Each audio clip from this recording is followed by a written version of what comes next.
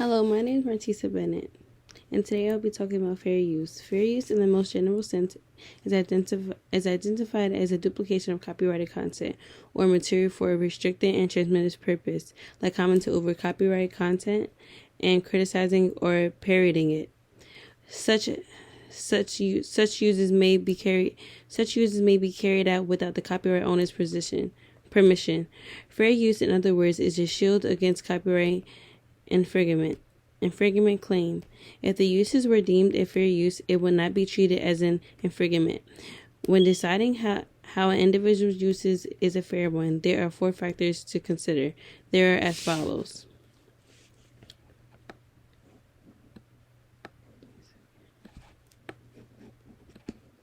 The character and intent of the use, such as whether the use seems to be a nonprofit, educational nature, or for commercial purposes.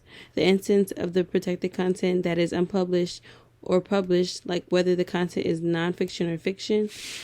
The volume of the research used, like utilizing a poem in its totality, in utilizing one chapter of a thick book, and the comparison of the copyrighted content as a whole.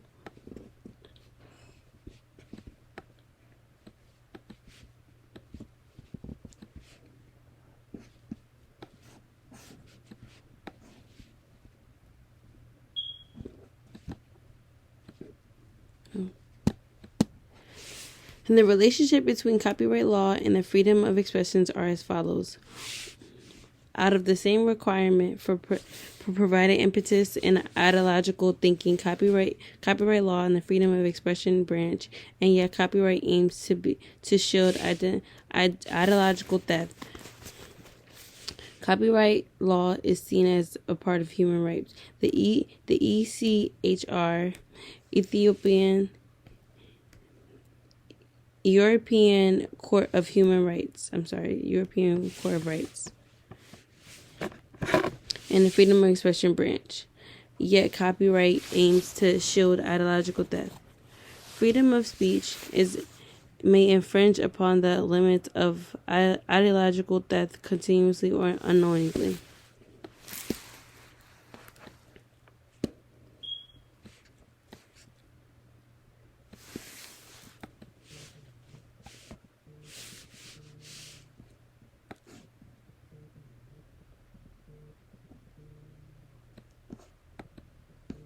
The multimedia work. Because of the wide variety of available rights to copyright owners with the scope of multimedia, it has become difficult to defend the rights of the owners and the authors of copyright. Distributing non-educational multimedia items, generating prints of artistic or literary works without prior approval of authors, selling and dubbing a sound recording via any multimedia item without the specific approval of its maker.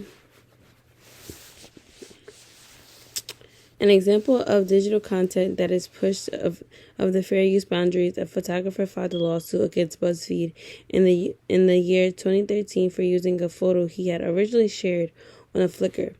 The website had to be taken down because the photographer revised its content after he submitted a taken down request, but the photographer argues the photo had already circulated virally in several other websites without permission.